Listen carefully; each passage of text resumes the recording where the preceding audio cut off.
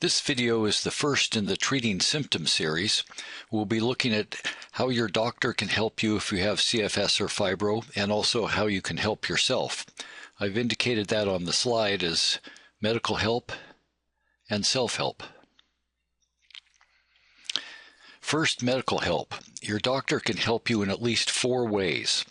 First, by giving or confirming a diagnosis of CFS and/or fibro. This can be one of the most important functions a doctor can perform for you. If you've been sick, or if you were sick with CFS and fibro for maybe even a period of several years and just had a collection of symptoms and no name for them, getting a diagnosis is really crucial. So let me put that in first as diagnosis. Secondly, a doctor can help you by treating the symptoms of CFS and fibro. That's what we'll be focusing on a lot in this series here, and we'll emphasize the 4 main ones: fatigue, pain, poor sleep, and brain fog. So second way that a physician can help you is to treat the symptoms of CFS and fibro. Third, he or she may help by diagnosing and treating other medical problems that often occur together with CFS and fibro. These are often called related conditions, so I'll designate them that way, related conditions. And we have a whole video dedicated to that later in this symptom series. And then fourth, by providing general primary care to address any other medical issues you may have. So provide primary care. These are all important and useful, but only part of what is needed to treat CFS or fibro effectively. Let me explain what I mean by quoting the well-known CFS and fibro physician Dr. Charles Lapp.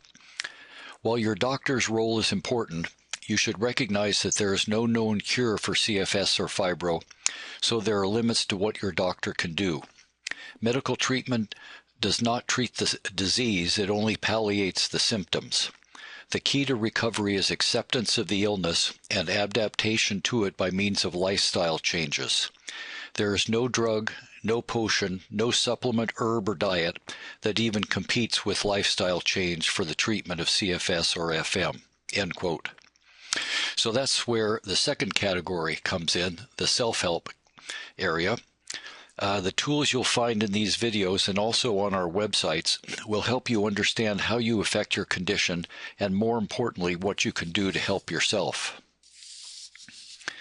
You can think of living with CFS or fibro as consisting of a number of challenges. The first, of course, is treating symptoms. So let me put that down here as the first task under self-help, treating symptoms.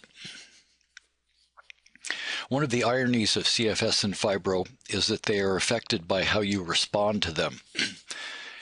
One example is how you live with the limits imposed by illness. One common response is the push and crash syndrome, in which you swing between times of intense symptoms and periods of rest. When symptoms are intense, you go to bed. When they subside, you resume your activity level, but then experience increased symptoms and retreat to bed again. Pacing, which involves understanding your limits and adapting to them, offers an alternative. Using pacing, you can replace push and crash with a more stable and predictable life. Pacing, which is explained in a separate set of videos, may be the most powerful treatment for CFS and fibro. So let me put that down. Pacing is a lifestyle treatment for the symptoms of CFS and fibro. You also can do other things to manage your symptoms, like controlling stress, and these are explained in upcoming videos. For now, let me just write beyond pacing, etc., to refer to other lifestyle changes that are used to control symptoms. CFS and fibro are much more than just medical problems. They have comprehensive effects touching many parts of life. So a plan for managing them has to address all its effects, not just symptoms. And I'm going to describe 4 of these other challenges. So besides treating symptoms, 4 more.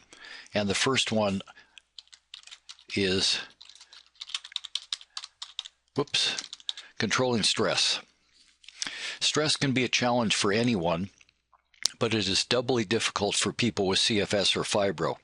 First, being chronically ill adds new stresses to the challenges of everyday life. The additional stressors include the discomfort of ongoing symptoms, isolation, financial pressure, strained relationships, and uncertainty about the future. Second, CFS and fibromyalgia are very stress-sensitive illnesses. By that I mean that they seem to reset the body's stress thermostat so that the effects of a given level of stress are greater than they would be for a healthy person. Controlling stress can have a big effect on both symptoms and quality of life. In fact, we think that stress management is very important for living successfully with CFS or fibro, second in importance only to pacing. The next challenge is managing emotions. Managing emotions. Emotions like worry, anger, grief, and depression are normal and understandable reactions to long-term illness. These feelings are often particularly intense in CFS and fibro. The 2 conditions seem to make emotional reactions stronger than before and harder to control. The strength of emotions can create a vicious cycle in which illness intensifies emotions, and then emotions in turn intensify symptoms. For example, having fibro may make you depressed. People who are depressed have a lower threshold for pain, meaning that they experience pain more intensively. Pain may then feed back to make you more depressed. This cycle makes it important to address emotions, both to make them more manageable and to reduce symptoms. The 4th challenge is building support. Building support. Serious illnesses like CFS and fibro create great strains in families and test other relationships as well. The unpredictability of symptoms and of emotions makes daily life difficult for everyone. Family members and friends may take on new additional responsibility while suffering losses themselves. So another challenge is to build support, which means both working to strengthen relationships with family and friends, and also, building new sources of support, for example, by developing relationships with other people who have fibro or CFS. The last challenge I'll mention is coming to terms with loss. The average person enters our program functioning around 25% of normal, and so has experienced many serious losses.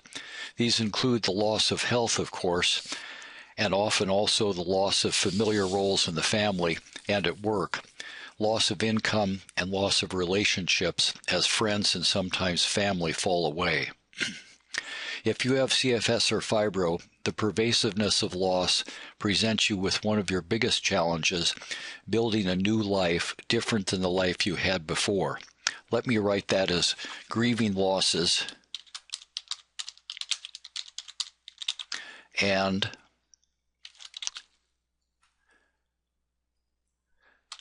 creating a new life.